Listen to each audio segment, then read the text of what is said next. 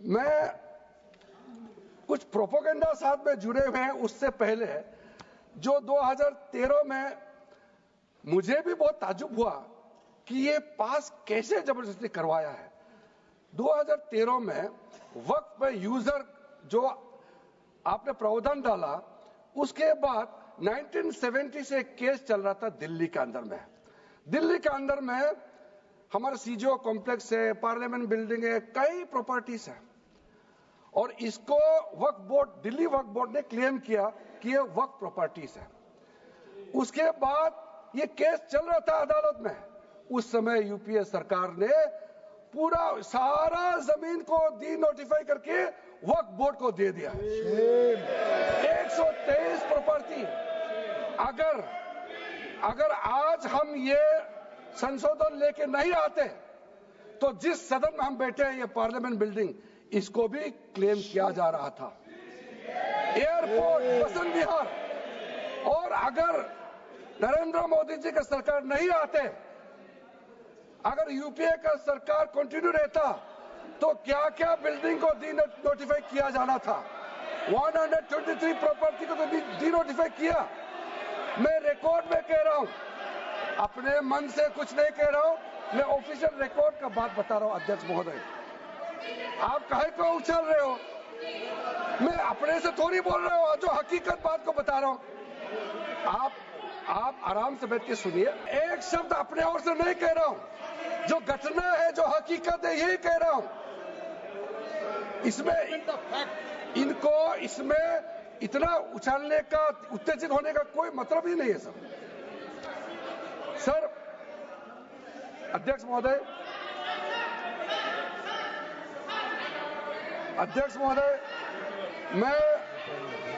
मैं आपके माध्यम से सदन को कहना चाहता हूं कि जो संवैधानिक बात उठा करके लोगों को गुमराह करने का जो प्रयास किया जा रहा है, उसको भी देश के सामने में सही बात रखना बहुत ही जरूरी है।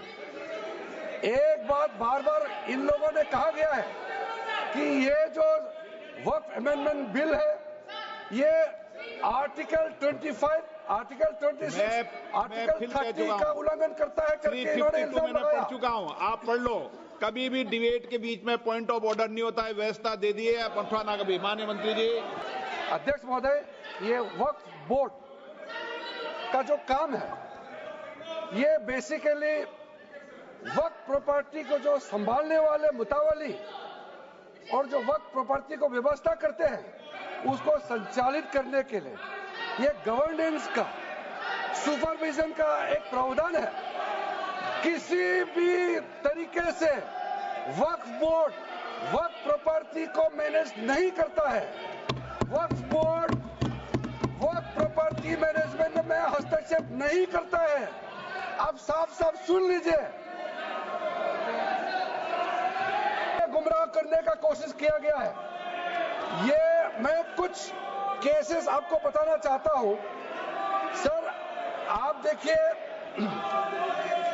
आर्टिकल 25(1) क्या कहता है, संविधान का अनुच्छेद आर्टिकल 25(1) कहता है, subject to public order, morality and health and to the other provisions of this part, all the persons are equally entitled to freedom of conscience and the right freely to profess, practice and propagate religion। Sir, government किसी भी धार्मिक व्यवस्था को, किसी भी religious institution, कोई धार्मिक काम में हस्तक्षेप करने नहीं जा रहा है। ना ही वक्फ बोर्ड किसी धार्मिक स्थल का व्यवस्था में कोई भी तरीके से हाथ डालने का प्रावधान है, बिल्कुल नहीं है सर। आप अगर हम कोई नमाज, सर ये क्या झूठ बोल रहे हैं? ये कॉन्स्टिट्यूशन, हम कॉन्स्टिट्यूशन का प्रावधान पढ़ रहे हैं, फिर भी झूठ बोल रहे हैं। ये कॉन्स्टिट्यूशन को नहीं मानते हैं सर। किसी मस्जिद का मैनेजमेंट को हम हस्तक्षेप करने का कोई इसमें प्रावधान नहीं लिया जा रहा है। माननीय मंत्री जी। अध्यक्ष महोदय जी, ये वक्फ बोर्ड का जो प्रावधान किसी मस्जिद, किसी मंदिर, किसी धार्मिक स्थल का व्यवस्था का कोई लेना देना नहीं है। ये सिंपली एक प्रॉपर्टी का मैनेजमेंट का विषय है। ये कोई मुसलमान अपना ज़कात देता है, फितरा देता है, उसको हम पूछने वाला कौन होते हैं? ये आपका धार्मिक भावना से जुड़े हुए चीज है, उसमें सरकार का कोई लेना देना नहीं है।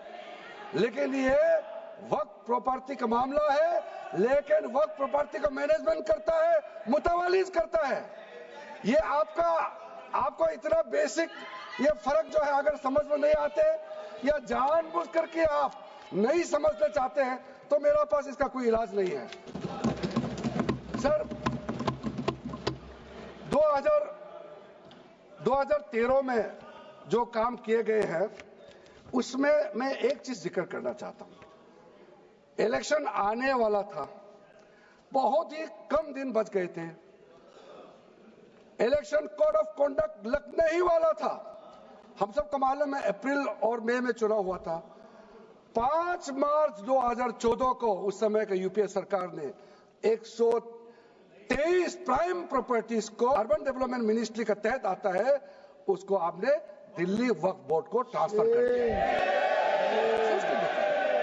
क्या जरूरत था? कुछ दिन बाकी था चुनाव होने के लिए, आप इंतजार तो करते। Speaker sir, I rise to move the motion for consideration of the Waqf Amendment Bill 2025 and Mussalman Waqf Repeal Bill 2024. अध्यक्ष महोदय जी, ये आज एक ट्रिगर पॉइंट क्यों हुआ है? ये अमेंडमेंट बिल लाने का आवश्यकता सबसे ज्यादा शुरुआत कहां से हुई? मैं संक्षेप में बताना चाहता हूं। 2013 में, 2014 में हम सब चुनाव में गए और चुनाव में जाने से पहले 2013 में कुछ कदम ऐसे उठाए गए हैं जो आप सुन करके, आप सदस्य के रूप में भी और इस देश का नागरिक होने के कारण आपके दिमाग में यह बात जरूर सवाल उठेगा कि ऐसा कदम क्यों उठाया गया है। सर 2013 में पहला यह बदलाव हुआ कि इस देश में कोई भी आदमी, कोई भी इंसान, चाहे वो हिंदू हो, मुसलमान हो, सिख हो, ईसाई हो, पारसी हो, बौद्ध हो, जैन हो, वक्फ क्रिएट कर सकता है। सबको मालूम है वक्फ एक मुसलमान का अल्लाह के प्रति अपना एक उसका एक पायस चैरिटेबल रिलीजियस पर्पस के लिए वक्फ क्रिएट किया जाता है, लेकिन उसमें डाइल्यूशन करके 2013 में कोई भी वक्फ क्रिएट कर सकता है। यह प्रावधान सबसे पहले उस समय के यूपीए सरकार ने किया है। दूसरा, आपने सारा वक्फ को स्पेसिफिक कर दिया कि शिया बोर्ड में शिया ही रहेंगे, सुन्नी बोर्ड में सिर्फ सुन्नी ही रहेंगे, और कोई भी बोर्ड हो सिर्फ उनके लोग ही रहेंगे, बाकी कोई उसमें आ नहीं सकता है। ऐसा आपने प्रावधान किया। तीसरा, 2008, सर आप शांति से सुनने के बाद आप जो भी पूछेंगे हमारा रिप्लाई तो आएंगे ही सर। डिबेट का आखिरी में है, मेरा फिर से रिप्लाई होगा। तो अभी मैं जब शुरुआत में कुछ दृष्टिकोण रख रहा हूं, इसमें कोई हस्तक्षेप ना करे, ध्यान से सुनिए ताकि हमारा डिबेट का स्तर भी ऊंचा रहे और तर्क भी सामने में आ जाए। सर एक प्रावधान आया सेक्शन 108। उस सेक्शन 108 में यह लिखा गया है कि वक्फ बोर्ड का जो प्रावधान है इस देश में कोई भी मौजूदा कानून के ऊपर में रहेगा, ओवरराइडिंग इफेक्ट रहेगा। ऐसा आपने कानून बनाया है। इस देश में ऐसा कानून कैसे मंजूर कर सकते हैं अध्यक्ष महोदय जी? हर कानून अपना अपना हिसाब से चलता है, लेकिन एक कानून दूसरे कानून के ऊपर में ओवरराइडिंग इफेक्ट होगा, ये कोई भी मान्यता नहीं दे सकता है। उसके बाद सर